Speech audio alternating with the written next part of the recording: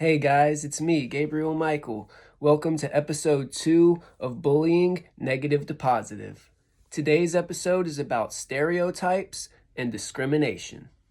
For every stereotype, there is a legitimate culture. Just like for every argument, there is a counter argument. When someone refuses to see the good parts of a culture, what is left is the stereotype.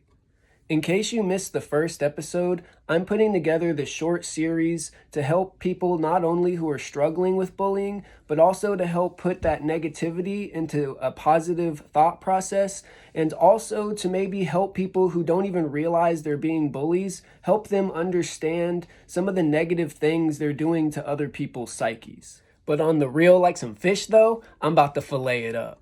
I am clearly a white male, so I'm not going to speak too much on minorities. I will say, though, that growing up, me and my mom moved around a lot. I've lived in a lot of different states, and I've lived in a lot of different areas. Not all of which where white was the majority. So I do understand what it feels like to be known more as the white boy or the token than for people to actually know what your name is. I would imagine that it's a very similar feeling to being the token black kid. When someone stereotypes someone else, it is almost always out of ignorance for their culture, and unfortunately, we are all guilty of it. For example, if I get a random phone number, a random phone call, I don't know who it's from, I pick it up, and it's a Middle Eastern voice, I immediately hang up. And that is because of my own ignorance or because of something that has happened in the past that I mentally relate that to. And that's wrong of me. I shouldn't put that on everybody. You can't just let somebody else's ignorance affect your own perspective of your own culture. It's up to you to show the light of your culture. It's up to you to fight the stigma, and it's up to you to prove all those ignorant people who may have stereotyped you in the past that they are wrong. I've been stereotyped a lot, as you can imagine, because I'm emo or punk or whatever. And not all stereotyping is verbal. Like, for example, when I go out to eat lunch or dinner with my wife, and she gets it worse than I do. She's got full neck, she's got face tattoos, she's got most of her bodysuit. When we go out to eat somewhere, almost always there's some older lady with a nice purse, she's dressed nice, and she's got a clutch up on it.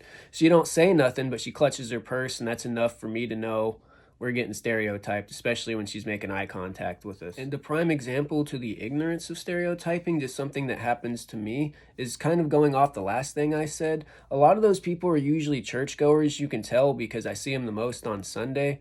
And they look at me with my long hair and my ragged clothing, and they go, "Oh my God, what's that demon?" It's like they already forgot who they just got done worshiping. And I don't hate them for it. There's no resentment. It's nothing like that because I know that I also stereotype people, even if it's subconscious and I don't realize I'm doing it. It's something we're all guilty of, and we shouldn't really hate each other for it. But now we're going to start talking about the positives, though.